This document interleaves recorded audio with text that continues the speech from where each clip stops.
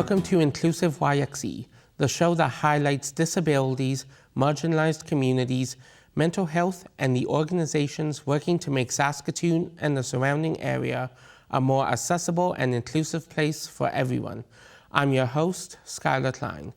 Today on the show, we're joined by Tyler Smith, a mental health advocate originally from Leduc, Alberta, who speaks across Canada. Tyler, welcome to the show. Thank you, Skyler. Yeah, good for you for doing this show. I love it. I'm so honored to be on. So you've become a strong voice in conversations about healing and mental health resilience. When you look at your journey over the last few years, what stands out as the biggest shift in how you see yourself?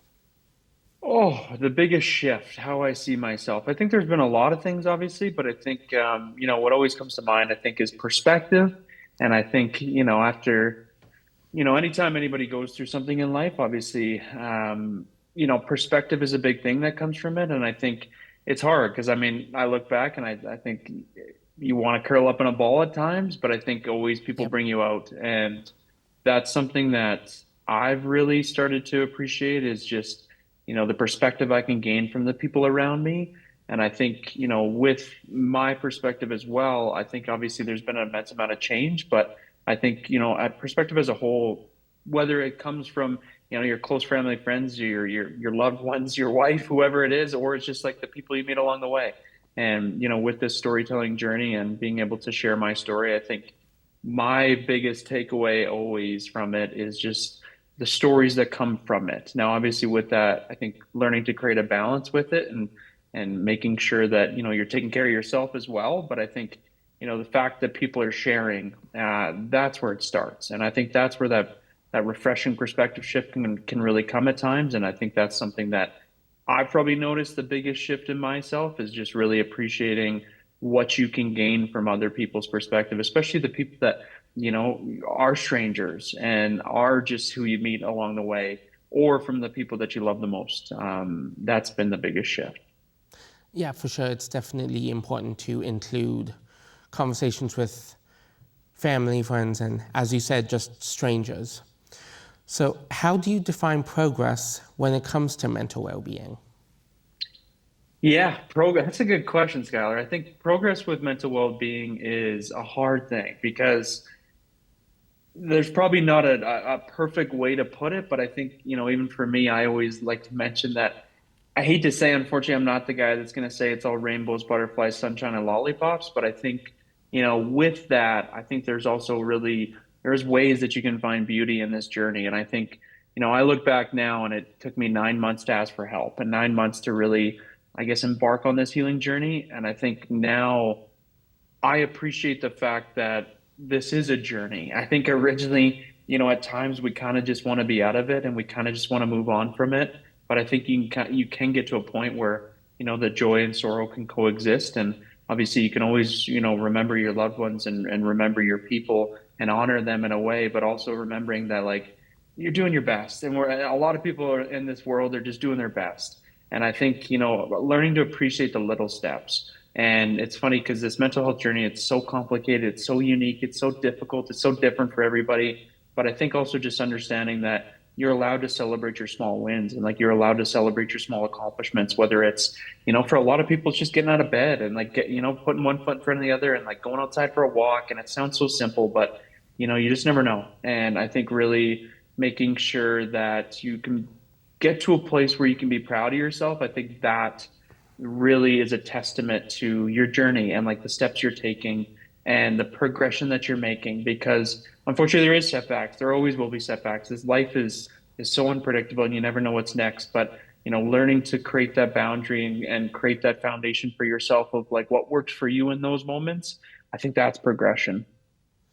Yeah, definitely the smaller steps is something I think all of our viewers can take to heart as they process whatever's going on in their lives.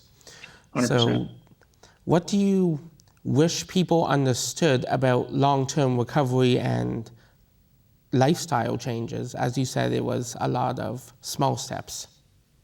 Yeah, I think, the understanding of like, you know, Yeah, once again, I always go back to obviously like the journey aspect of it, but even to relate it to like, the grief journey. I think, grief is a hard thing. And I know, unfortunately, it's something that we all go know far too well in this world. A lot of people have obviously lost, people in their lives. And I think, I look back and originally I didn't think there was a way out of it, but obviously now, like, understanding and appreciating that, like, the scars, even those invisible scars, from grief and just like even your mental health journey, tells the stories of our lives. And like, as a testament to the love that you felt for that person and the memories that you gained with that person. And I think, you know, I hope people understand that it's never too late. We do get to a point sometimes where life gets busy and, we got a lot of stuff going on.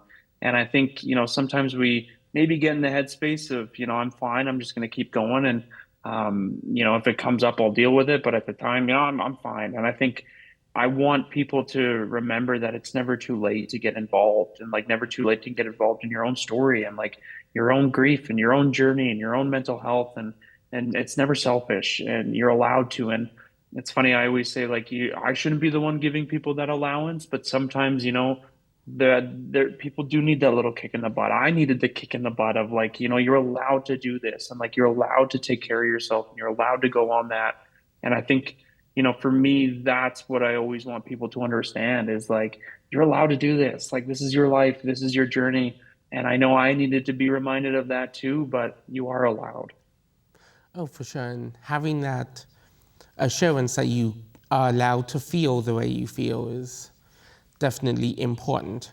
So, I guess building on that, how important have you realized that the people and the people of this province need to find safe spaces and safe people to talk about this openly with? It's the biggest thing. I think that's the biggest thing in this, wild aspect of mental health is obviously having your people and like having your space. And I know, I always say that I'm a person that I like to call. When I'm down in the dumps sometimes I do think like a good phone call can bring you out of it. But I know at times obviously the last thing we want to do is call somebody and talk to somebody. So I think, it's hard because I know a lot of people maybe don't have a ton of loved ones that they're able to constantly go to, and that's hard too. But I think also, remembering that you're allowed to create that space for yourself too.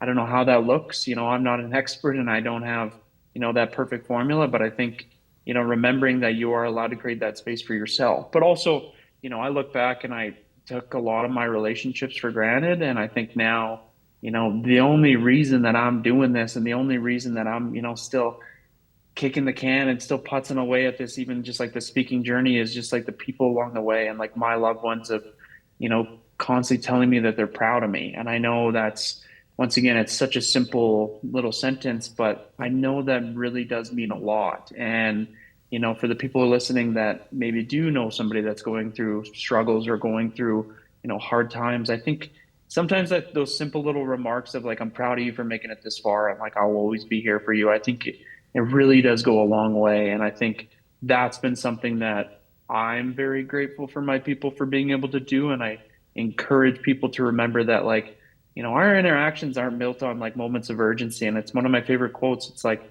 a shared insight, a quick check in, and a celebration of one success. I think that's something that really goes a long way in our connections. And even like a birthday, like I always encourage people, like if it's your people's birthday, like send them a text, give them a call. I think it's just, that split second that you're able to send that text or make that phone call, just like really reassures your people that like they're in your corner. And I think that once again it goes back to it's just like it sounds so simple, but it really does mean a lot. Yeah, and of course, we know that not everyone has a lot of connections, a lot of family. So, what would you say to those who don't have those immediate supports? Yeah, I think it's tough, and like I mentioned, like I'm very grateful for the fact that I do have obviously a lot of people in my life that I can lean on, and I think like I mentioned, there is unfortunately a lot of people in this world that don't have like a huge support system and don't have a lot of people. So I think, oh man, I know obviously there's a lot of resources out there. I'm not going to be able to unfortunately riddle off all of them, but I think there's a lot of resources and that are able to create that space. And I know obviously even therapy, like therapy's, sadly something that we all do not have access to, whether it is funds or whatever it may be. So I think, remembering that there is always a way and there is always a little resource. And I know a guy that runs an online psychology platform called First Session.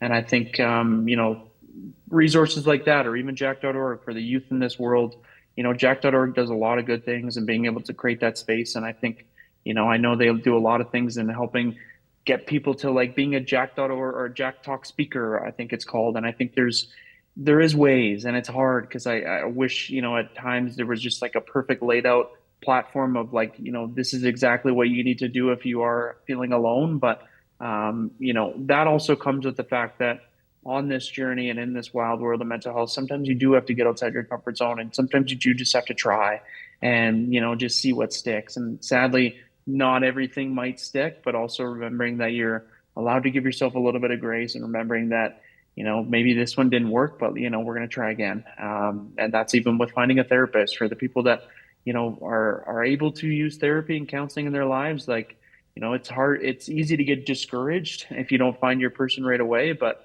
remembering that, just trusting that where you're supposed to, where you're at is exactly where you're supposed to be.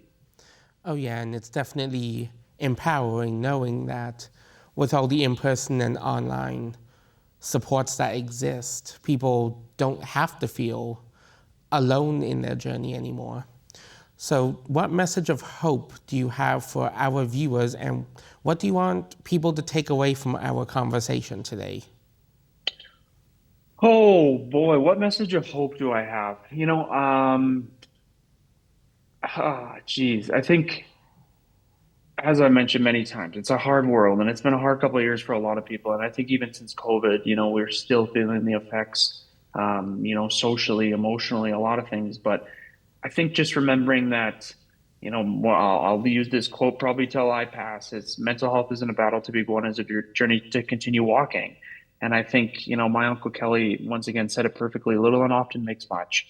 And I think with hope, remembering that, you're allowed to do these things, and like you're allowed to create that space, and you're allowed to, truly get outside that comfort zone and just try. And I think, I sound like a broken record right now, but I think, just remember that love is how you stay alive, even after you're gone. And I think, always finding a way to find joy for yourself and find that love. And I think that's something that will always bring us up. And I think, yeah, I really hope people remember that their story matters too. And I know that we are very good at comparing in this life. And I think, remembering that the comparing mind just continually detaches you from that path to like enlightenment and growth. And, being stuck in that imaginary competition with yourself or other stories is just, is not going to be able to get you to that place that you want to find, and that place of hope and that place of peace and that place of joy. And,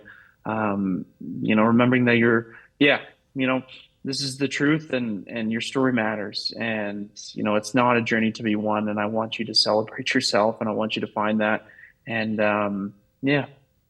Yeah, that's definitely a very powerful message. And yeah, thank you for taking time out of your very busy schedule to speak speak to the people of the city, because I know there's a lot of people that are unsure where to go from here. 100%, Skyler. And I think, I mentioned off the hop, but like, good for you, man. I know we've only met twice, but I'm proud of you for doing this.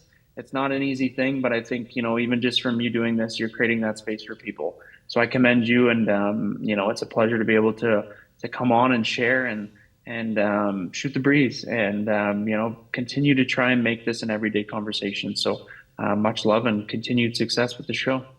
Yeah, we're hoping this gives people a platform that they can explore their struggles and know that they can seek out support and find those in our community to help.